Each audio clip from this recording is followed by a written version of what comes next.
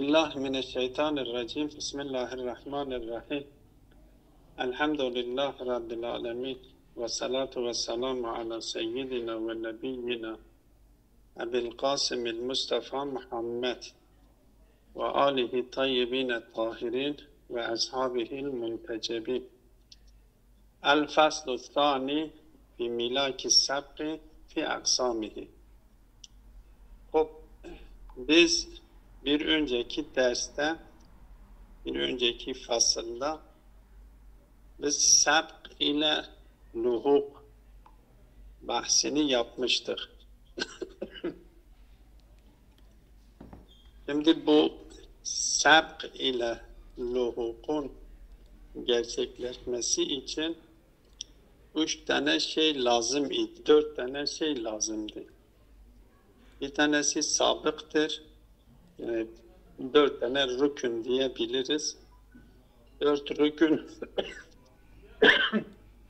4 rükün gerekliydi. Bir tanesi sabıktır. Bir tanesi lahiktir. Bir tanesi de emrun müşterekun fihidir. Ve üçüncüsü de ihtilafuhuma zalikel emril müştereki fihi. Yani 4 tane rükün olması gerekiyor ki bu iki şey arasında sabık ile lahik olması lazım. Her halükarda bu 2 tane şey biz bir tane üçüncü bir şeye oranla nispetleri söz konusudur. Yani ona müşterekun fihi diyoruz. Ama o müşterekun fihiye her ikisi eşit derecede sahip değildir. Biz mesela farz edelim iki tane mahiyeti dikkate alıyoruz ve dikkate aldığımız iki mahiyet diyoruz ki vücut bağlamında müşterektirler. Yani her ikisinde de vücut vardır. Eğer her iki mahiyet mevcut ise, mesela diyelim bağışlayınız. Mesela diyelim şecere insan ile hacer gibi. Her ikisi iki mahiyettir ve her ikisi de vücuttan müşterektirler. Hem hacer mevcudun diyoruz, hem insan mevcudun diyoruz. Öyleyse burada hacer ile insan mevcuda oranla, nispetle değerlendiriliyor. O ortak olduklarından eğer eşit derecede bunlar ortak olan şeyde eşit derecede bunlar sahiptirlerse biz bunlara diyoruz musavidir. Ama eğer birisi fazla sahiptir, birisi daha az ona sahip ise biz ona artık diyoruz ki o az olana zayıf diyoruz ve o çok sahip olana da şedid diyoruz. Bu sabık ile lahikta da aynı şekilde 2 tane şey vardır. Bir şeye oranla biz bunları değerlendiriyoruz. Ama ona nispetle birisi daha yakın, birisi daha uzak. Yani eşit derecede olmadıklarından dolayı birisine sabık, birisine de layık diyoruz.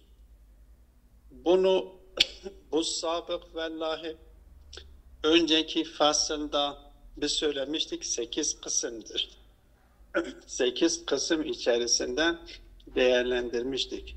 Bugünkü derste bu fasılda bu ikisi ki ortak bir şeyde ortaktır ama birisine sabık diyoruz ve birisine de layık diyoruz. Bu sabık ve lahıkı gerçekleşmesine sebep olan milak nedir? Ölçü nedir? Kriter nedir? Yani biz hangi kriter üzerinden birisine layık diyoruz, birisine sabık diyoruz. O milakı, o kriteri bulmak gerekir. Bu fasıl o kriterler hakkında bu 8 kısımdaki o kriterleri, o milaki belirtmeye çalışıyor. Nasıl ki mesela 2 iddia vardır. Ya ben özür dilerim hocam. Bu faslı merhale samine ya merhaletu saniyeydi. تاسعا Mesela Merhaletu tasi. merhaletu tasiyatu. O faslu sani tamam. El faslu sani. Hop. Nasıl ki mesela 2 iddia vardır. Biz diyoruz ki bu iddialardan bir tanesi doğrudur, bir tanesi yanlıştır. Hop. Bu yanlış ve doğruluğu ortaya koyacak kriter nedir? Yani neye göre birisine bir iddiaya doğrudur ve bir iddiaya yanlıştır diyoruz. Her zaman bu kriterler çok önemlidir. Hak ile batıl aynı şekilde. Yani bir iddiaya ya bir fikre, bir düşünce sistemine biz hak diyoruz ve bir tanesine de batıl diyoruz. O hak ile batılın ölçüsü nedir? Yani neye göre biz haktır diyoruz ve neye göre batıldır diyoruz. Yani burada vurgulamak istediğim nokta şudur. Yani eğer bir ikilik söz konusuysa, ikiliğin söz konusu olduğu her yerde o ikiliğe neden olan kriter önemlidir. Artık bu ikilik ister sabku luhuk şeklinde olsun, ister hak batıl şeklinde olsun, ister şiddet zaaf şeklinde olsun, ister doğruluk ve yanlışlık şeklinde olsun. Yani ikiliğin olduğu yerde o ikiliğe neden olan milak nedir? O milakı bulmak her zaman önemlidir. Burada da bu sabk, niye bir sabk diyoruz, birisine layık diyoruz? Yani o ikisi ki müşterektir, ortaktır. Ortak olduğu nokta nedir? Ve o ortak olduğu noktadan dolayı birisine sabık diyoruz, birisine layık diyoruz. Onu bize açıklamaya çalışıyor. Onun için biz hemen bunun metin üzerinden açıklamaya çalışalım. Diyor ki el faslu thani fi milaki sabqi fi aksamihi. Bu ikinci fasıl, yani 9. merhalenin ikinci faslı sabk. Bilahare biz 8 kısım sabk ve luhuk sabk açıklandığı gibi tabe-i sabk luhuku da açıklamıştık. Öyleyse sabk ve luhuk bu 8 kısımlardaki sabkın milaki nedir? Onu açıklamaya çalışıyor ki milaki de ben bir şekilde açıkladım. Kendisi de diyor ki ve huve el emrul müştereku fihi beynel mutekaddimi vel muteahhir. Bu milak nedir? Bu milak ikisinin arasında da müşterektir. Ama ikisi de ona sahiptirler. Dikkat edin, ikisi de ona sahiptir. Ama birisi zamansal olarak yahut da dehri olarak yahut da bir tebe olarak ya bil illiye olarak o 8 kısmı ki biz zikretmiştik ki her birisinin kendisine ait bir kısmı ismi vardı. Bu Takaddüm ona göre birisi ondan daha önce gerçekleştiği için biz sabk diyoruz. Yani her ikisi kendisinden müşterektir. O müşterek olan şeyinin kendisinde sabk ve luhuk vardır. Şey gibi mesela dikkat edin, o mahiyet bunu çok güzel net açıklıyor. İki mahiyeti dikkate alınız. Mahiyet ben örnek vermiştim insan mahiyetiyle hacer mahiyeti. Bu ikisi de mahiyettir ve bu mahiyetlerin arasında bir tabayun vardır. Yani hacer tamamıyla insandan farklıdır. İnsan da mahiyet olarak, insan da tamamıyla hacerden farklıdır. Ama bu ikisi bir şeyde ortaktırlar. Bir nokta vardır ki, bir şey vardır ki bunlar nedir? Kendisinde ortaktırlar. O nedir? Vücuttur. Öyleyse hem hacere biz mevcudun ya vücudun diyoruz, hem insana mevcudun ya vücudun diyoruz. Her ikisi için kullanabiliriz. Öyleyse birbirleriyle tamamıyla tabayun içerisinde olan hacer ile mahiyet bir şeyde ortaktırlar. O ortak oldukları nokta nedir? Vücuttur. Öyleyse eğer biz bunları şiddet ve zaafla nitelendiriyorsak, o zaman onların o şiddet ve zaafi o ortak olduğu noktadadır. Ortak oldukları nokta nedir? Vücuttur. Hacer'in vücudu zayıftır. Ondan dolayı biz diyoruz ki Hacer vücudunu, bu Hacer'deki vücudu zaaf ile vasıflandırıyoruz. Ve insandaki vücut şiddettir, daha fazla olduğundan dolayı şiddet ile vasıflandırıyoruz. Burada da bu sabk ve luhukta da durum aynı şekildedir. Yani o ortak oldukları bir şey vardır, ortak oldukları bir nokta vardır. O ortak oldukları noktada sabk ve luhuk gerçekleşeceğini bize bildiriyor. Onun için diyor ve huve emrun. O milak nedir? Milak-ı sabk fi aksami zamaniye ve huve el emrul müştereku fihi beynel mutekaddimi vel muteakhiri. O hem mutekaddim ki biz ona sabık diyoruz, vel muteakhiri ki biz ona lahik diyoruz. Her ikisinin arasında müşterektir ki ellezî fihi tekaddumun, ki onda tekaddüm ve teahhur söz konusudur. Yani o emri müşterekun fihi de tekaddüm ve teahhur söz konusudur. Buna milak diyor. Peki bu milakın tarifi ve milakın açıklamasıdır.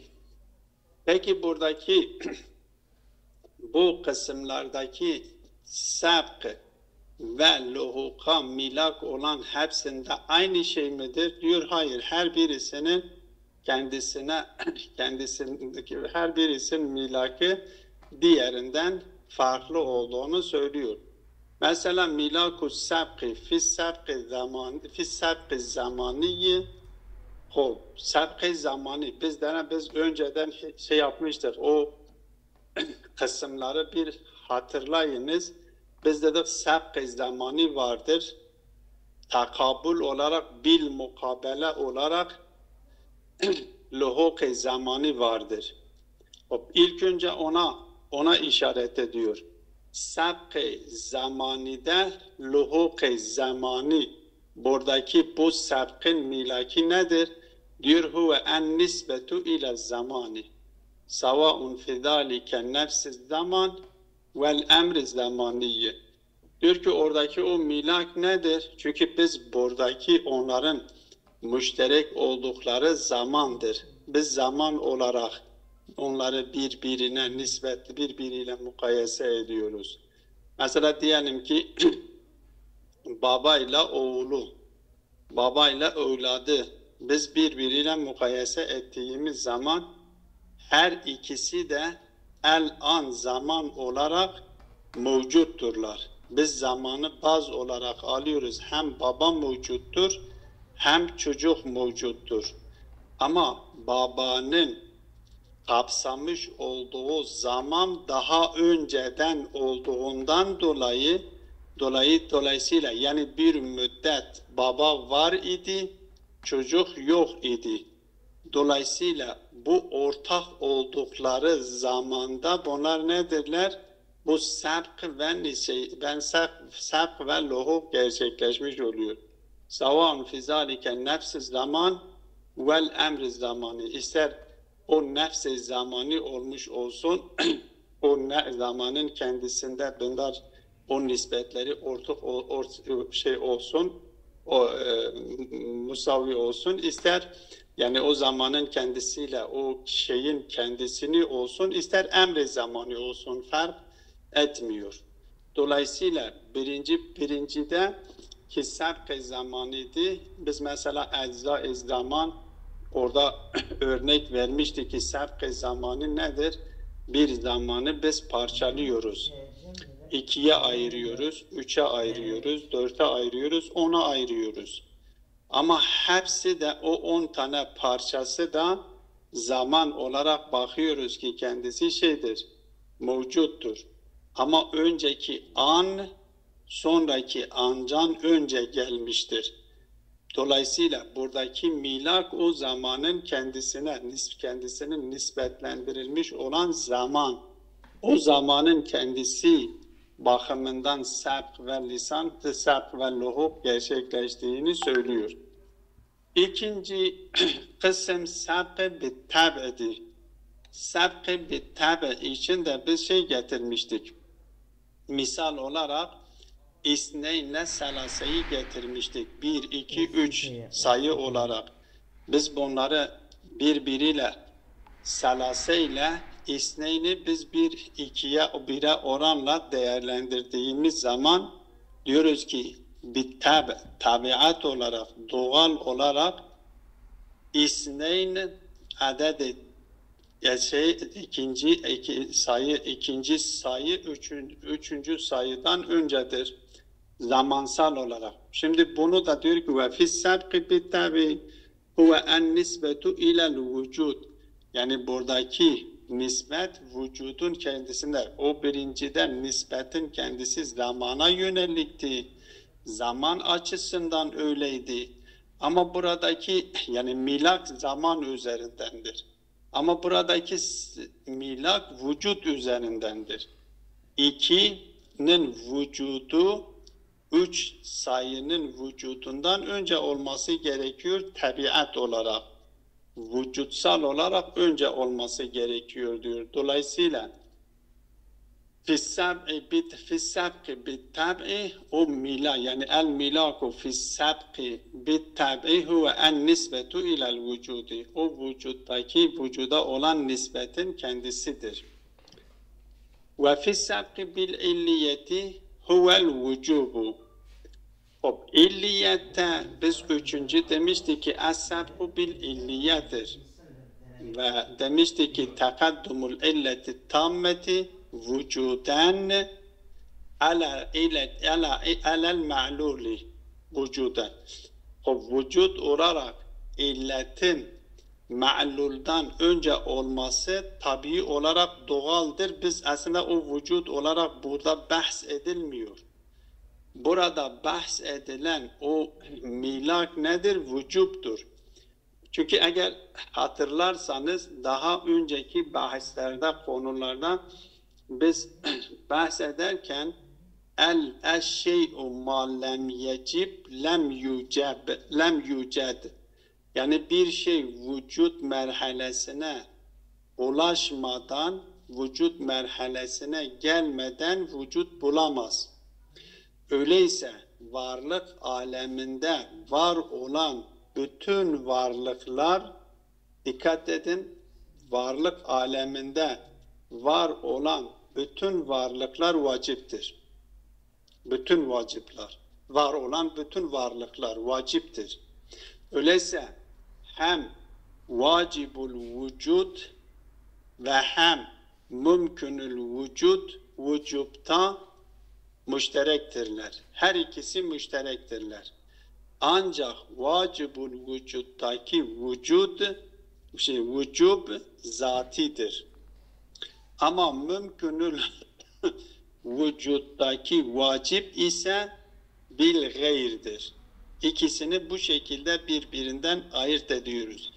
Demek ki hocam, özür dilerim hocam, demek ki biz bugüne kadar kelam kitap, akaid kitaplarında vacibül vücud zaten zat-ı bariye aitti. Mümkünül vücud zat-ı barinin haricinde olan masivaya aitti. Ama felsefe getirdiği vacibül vücudu bütün kainatı vacibül vücud zat-ı bariyle birlikte yaptı.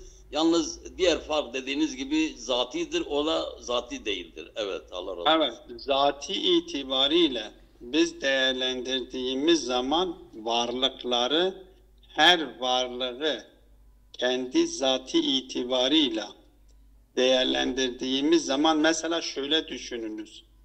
Bu noktayı siz işaret etmişken ben de bunu biraz açayım. Dikkat edin. Mesela farz edelim bir insanı düşününüz. İnsanı fert olarak tasavvur ettiğimiz zaman bir birey olarak tasavvur ettiğimiz zaman bu zati itibarıyla biz diyoruz ki ne mümindir, ne kafirdir, ne fasıktır, ne asidir, ne muti'tir. Hiçbir vasfı kendisine yapamıyoruz. Bir vasıfla vasıflandıramıyoruz. El insanu bima huve insan bi gayril kıyasi ila gayri, kendisi dışında başka bir şeyle mukayese etmediğimiz zaman fi haddi zatihi biz bunu tasavvur ettiğimiz zaman ne kafirdir, ne küfürle vasıflandırabiliriz, ne münafıklıkla vasıflandırabiliriz, ne muttakilikle vasıflandırabiliriz, ne müminlikle vasıflandırabiliriz, ne asi ne muti. Hiçbirisiyle vasıflandıramıyoruz. Zati olarak biz değerlendirdiğimiz zaman bir vasıfla vasıflandırılamıyor. Ama biz Zat-ı Bari Teala'yı dikkate alarak ve Zat-ı Bari Teala bağlamında bil kıyası ila halikihi biz vasıflandırdığımız zaman ya kafirlikle vasıflandırılıyor, ya müminlikle vasıflandırıyor, ya asilikle vasıflandırılıyor, ya mutilikle vasıflandırıyor. Bakın bil kıyas. Burada da vücutlarda da öyle. El mevcudat, el vücudu bima huve vücud. Başka bir şeyle vasıflandı, başka bir şeye kıyaslanmadan biz tahlil ettiğimiz zaman zati itibariyle ya vaciptir, yani vücudu zatından kaynaklanan ve vücudu zorunlu olan ve vücudu kendisinden selb edilemeyen varlık. Ya da mümkünül vücuttur. Mümkünül vücut yani vücudu zatından olmayan başkası tarafından kendisine vücut verilmiş ve vücut kendisinden selb edilebilinen. Bu haddi zatında öyledir. Ama biz illetine mukayese ederek değerlendirdiğimiz zaman onun vücudu vaciptir. Dolayısıyla mümkünül vücut olan varlıkların tamamı yani zati itibarıyla vücudu mümkün olanların tamamı vücudu vacip merhalesine çıkmadan vücut bulamıyorlar. Eğer vücut bulmuş ise vaciptir. Ama, bu felsefecilerin görüşü değil mi? Evet, bazı felsefelerin görüşüdür. Felsefecilerin ki büyük kelamcıların ve felsefecilerin görüşüdür. Evet Seyyid. Evet. Dolayısıyla yani görüş doğrudur. Aynı zamanda görüş de doğrudur. Öyleyse dolayısıyla biz mevcut olan varlıkların tamamı vaciptir.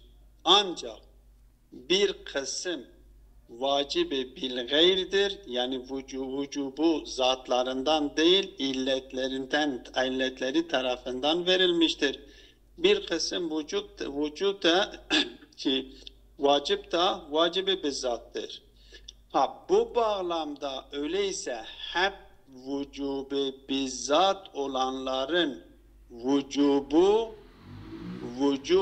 bil gayr olanının vücubtan öncedir. Onun için ona sabık diyoruz. Vacibun sabikun, vacibun lahikun diyoruz. Milakı budur. Anlaşıldı mı? Bir şey sorayım. Buyurun. Peki delilimiz nedir ki biz bunu böyle diyoruz? Zat-ı bariye vacibül vücud bizzat diyoruz. Yani biz bunu böyle diyoruz. Delilimiz nedir yani bu? Hayır. Şimdi şöyledir hocam. Bakın biz diyoruz ki şimdi karşı karşıya olduğumuz varlıklar karşı karşıya yani beşi doyu organımızla idrak ettiğimiz varlıklar yok edilebiliyor mu? Yok edilebiliyor. Var edilebiliyor mu? Var edilmiştir. Zaten vardır bak. Öyleyse biz buradan anlıyoruz ki tahlil ediyoruz. Öyleyse bunların vücudu zatlarından kaynaklanmıyor. Öyleyse, ben sorumu sanki anlatamadım. yok, ben zaten oraya getiriyorum Seydan.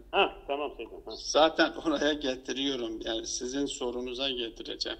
Sorunuzun cevabına getireceğim. Ben bunun üzerinden tahlil ederek... Bu anlattığınız nedir sen? Bunu niye anlatıyorsun bana Havasi Hamse'yi? Bu neyin besu mukaddimesidir? Evet Seydan, dinliyorum, hele bitir, evet.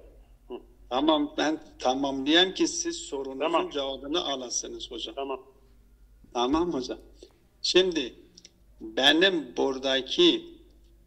bu mümkün olan yani vücudu yok olanlar, yok edilebilir olanlar üzerinden vacibul vücudu ispatlıyorum. Vacibul vücud, niye vacibul vücudu ispatlıyorum? Diyorum ki mümkün olan varlıkların 1000 tanesini, milyonlar tanesini yan yana getirirseniz yine mümkündür. O mümkünlük haletinden onları çıkaracak bir varlık olması gerekiyor ki o da onlar gibi olmaması lazım. Çünkü onlar gibi olursa onlar sınıfına giriyor, onların kategorisine giriyor. O da kendisi de başkasına muhtaç olmuş oluyor. Dolayısıyla onların kategorisinden olmayan yani vacip olan bir varlık olması gerekiyor. Peki bu vacip olan varlık o ma'lulun vücudunu, sizin sorunuzun cevabı burada. O vacip olan varlık bu mümkün olan varlığı vücut merhalesine yani vücudunu zorunlu yapmadan vücut olur mu? Olamaz ki. Seydan, anlaşıldı mı? Hayır. Vacibi vacip eden nedir neden burada? Şimdi biz bu vacibi vücut bakın. Yok. Şimdi illet-i tamme. Öyle söyleyeyim. İllet-i tamme. Dikkat edin. Araya girmesin hocam. Hocam özür dilerim. Hocam şeye kalmadı. Şimdi illet-i tamme nedir? Biz değildir. İllet-i tamme ma'lulun. Bakın illet-i tamme ma'lulun var edilmesini istediği zaman o var edilmesini istediği şeyin var edilmesi zorunlu değil midir? Zorunludur. Tamam, vacip yani zorunluluk. Tamam, bitti. Öyleyse vacip ederek var ediyor. Vacip etmeden var olmuyor ki. Bunun meselesi önceki fasıllarda biz bunu zaten işlemiştik hocam. Bunun delilini de orada işlemiştik. Yani ben niye illettir? Niye bu kainat mümkün illet olmuyor? Niye o illettir? Yani onu illet yapan nedir? Biz neyin illeti illet yapan? Zat-ı Bari'nin. Akın zat-ı bairinin illeti yapan, onun kendisi, vücudu. Ben şimdi bende hocam, bende vücut varsa sana vücut veremem, yani sana vücudu olmayana vücut veremem mi? Demek ki beni illet yapan benim varlığımdır. Beni illet yapan benim varlığımdır. Benim eksiksizliğimdir. Benim kamilliğimdir. Ben senin kamilliğini nerede bileyim? Ben işte illet olarak ben size açıkladım da. Bak onun için ben o mukaddime üzerinden gittim ki siz dediniz bunun ne rabtı vardır, ne irtibatı vardır. Ben onun için onu açıkladım. Eğer varlık aleminde, özet söylüyorum bunu geçelim. Eğer şey olursa biz sonradan konuşabiliriz, açıklayabilirim. Bir noktayı söyleyeyim Sedat. Tamam. Tek nokta, tek konu. Vücudu zatından olmayanların hepsi vücudu zatından olanına muhtaçtır. Akli bir delildir bu. Tamam. Geçelim. İyi Bir şey okuyalım. mi söylemek Hocam, istediniz? hocam bir şey okuyabilir miyim? Buyurun. ويقول الجرجاني şeyle alakalı. ويقول الجرجاني في موضع آخر من معجمه الأعيان الثابتة هي حقائق الممكنات في علم الحق تعالى وهي صور حقائق الأسماء الإلهية في الحضرة العلمية لا تأخر لها عن الحق إلا بالذات لا بالزمان فهي أزلية وأبدية أعيان sabiteler ha. Ayan-ı sabiteler yani mümkinatlar. Evet. Yani mümkinatlar ayan-ı sabiteye girdikten sonra, yani ayan-ı sabiteye olduktan sonra artık onların varlıkları da vaciptir diyor. Aynen Yalnız- şimdi illet öyle diyelim. Şöyle illeti tammenin olduğu yerde Evet. illeti tammenin olduğu yerde ma'lulun vücut bulmaması imkansızdır. Evet, doğrudur. Ama bu kadarıyla şimdi yetinelim. Devam edelim, bu faslı bitirelim. Evet. Ve fissab öyleyse o anlaşılmış oldu. Üçüncüsünde anlaşılmış oldu. Fissabqi bit-tab'i huve nisbetu ila'l vücud söylemiştir ve fissab'i bil-illiyeti huvel vücuttur. Onu da açıklamıştır. Ve fissabqi bil-mahiyeti ve tecevheri huve takarrurul mahiyettir. Şimdi bunu da biz o dördüncüde söylemiştik. Es-sabku bil mahiyeti ki oraya söylemiştik ki sabku bil mahiyete takaddum bit tecevheri de diyebiliriz. Takaddumu ilelil kıvam. İlelil kıvam biz söylemiştik. Mesela hayvan, hayvaniyet ve natıkiyet. Şimdi burada biz bu mahiyeti bir insanı düşününüz. Bu insanın kıvamını sağlayan eczalar söz konusudur. O mahiyettir. O eczalar mahiyettir. Nedir? Hayvaniyet ve natıkiyettir. Buradaki sabkı nededir? Diyor huve takarrurul mahiyeti. O mahiyetin takarrur yani şekillenmesidir. O mahiyetin şekillenmesinde o takaddüm söz konusudur. Yani insan denilen bir mahiyettir. Bu mahiyetin takarrürü için o nedir? Sabkı bil hayvaniyet insandan öncedir. Natıkiyet insandan öncedir. O mahiyet noktasında bunlar bu sabk tahakkuk etmiştir. Öyleyse bunlarınki sabkiyet o mahiyetin kendisindedir. Ve fi sabk bil hakikati huve mutlaqut tahakkuktur. Biz şeye de sabk bil hakikiyet, beşte de sabk bil hakika ya bil mecaz söylemiştik. Mesela su ile söylemiştik. Su ile uluk söylemiştik. Her ikisi hem su cereyanla. Açıktır. Birisinin telefonu açıktır. Sen de kapatsın. Ses anlaşılmıyor. Telefonu kapatsın. Kimin açık? Evet, telefonlar kapatılsa, sessize alınsa iyidir. Hem su burada cereyanla vasıflandırılıyor, hem oluk cereyanla vasıflandırılıyor. Mesela biz cerel ma'u da diyebiliriz, cerel mizyabu da diyebiliriz. O cereyanı hem suya nispetlendirebiliriz, hem oluğa nispetlendirebiliriz. Ama burada o su oluktan önce cereyanla vasıflandırılıyor, sonradan oluk onunla vasıflandırılıyor. Burada da bir sebk belluhuk vardır. Diyor ki buradaki milak nedir? Diyor ki ve fi sebk bil hakikati, o sebk bil hakikadaki o milak nedir? Diyor huve mutlakut tahakkuktur. O tahakkukun kendisidir.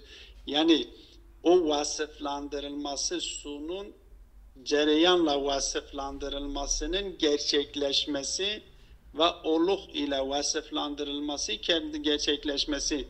Zamansal olarak biz baktığımız zaman her ikisi de aynı şekilde, aynı esnada, aynı zamanda vasıflandırılabiliyor cereyanla.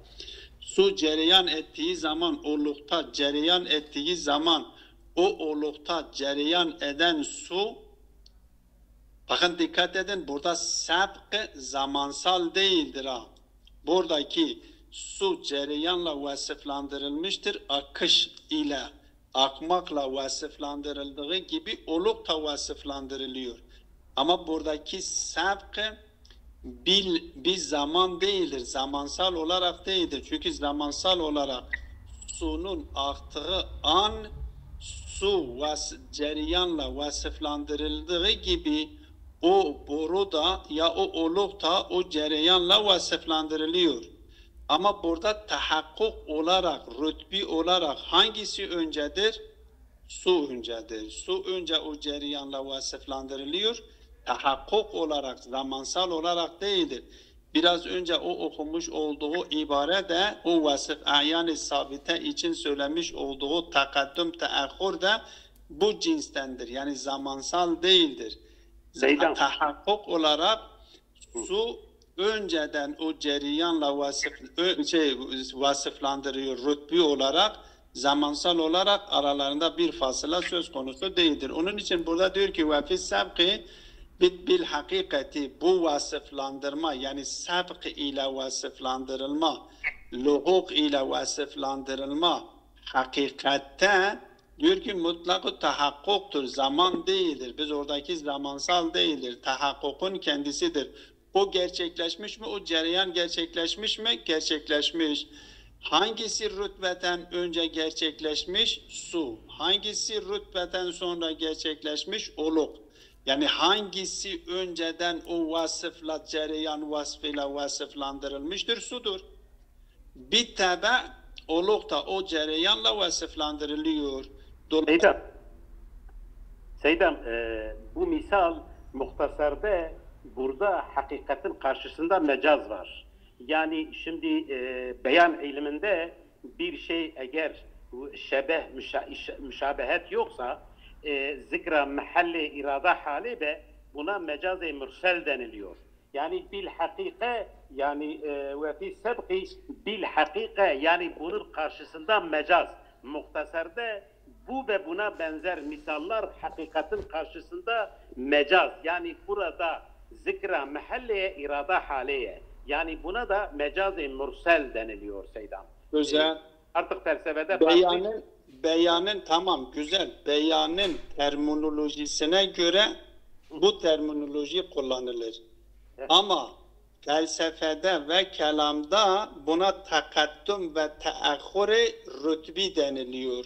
Evet hocam. Bil hakikate takaddüm ve rütbi deniliyor. Takaddüm burada zamanı değildir ki o hocamızın okuduğu o ibarede de ona işaret ediyor. Tamam. Ve fi sabqi bil hakikati huve mutlaku tahakkuk a'ammu minel hakiki vel mecazi. İster o şeyde olsun, o hakikide olsun, iyice mecazda olsun. Önemli değildir. Bilahare burada iki tane şey vardır. Bir vasıfla vasıflandırılmıştır. O vasıf, ortak vasıf nedir? Cereyandır. Akmadır. İki şey nedir? Su ve şeydir, oluktur. Her ikisi de cereyanla vasıflandırılmıştır. Ama birisine sabık diyoruz, o vasıflandırılması önce, birisine de sonradan bir tebe. Ya birisine zati, birisine bir tebe diyebiliriz. Birisine hakiki, birisine mecazi. Önemli değildir. Hangi sözcükle ifade edelim önemli değildir. Ama her ikisi bilahare o cereyanla vasıflandırılmıştır. Hangisi öncedir? Su öncedir. Zamansal olarak önceden su o cereyanla vasıflandırılmıştır. Şeyden önce, oluktan önce diyor. Zamansal olarak önce değildir. Zamansal olarak ikisi de ani olarak aynısı o vasıfla, cereyan vasfıyla vasıflandırılmıştır. Hangi diyor? Bil hakikatir. Milak burada nedir? Milak-i takaddüm nedir? Yani neden sen birisine takaddüm, birisine müteahhir, birisine sabık, birisine layık diyorsun? Diyor ki tahakkukta önce. Aynen insanın elindeki anahtar gibi. Anahtarı kapıya takmışsınız, anahtarı çeviriyorsunuz. İlk önce hareket eden neye aittir? Yani zamansal olarak eldeki olan anahtar elden sonra hareket etmiyor. Ama hakikaten hareket eden kimdir? Eldir. Onun için buradaki takaddüme rütbi deniliyor. Sanırım burada yeterdir çünkü saat bayağı geçti, uzun olmuş oluyor. Bu 2-3 tane şey kaldı, onu da yarın 2 tane, 3 tane kaldı. Allah razı olsun. Allah. Ve sallallahu ala Muhammedin ve alihi tayyibin tabi'in. Amin. Cezakumullahu hayran. Hepinize hayırlı akşamlar. Allah'a emanet. Hayırlı akşamlar. Allah'a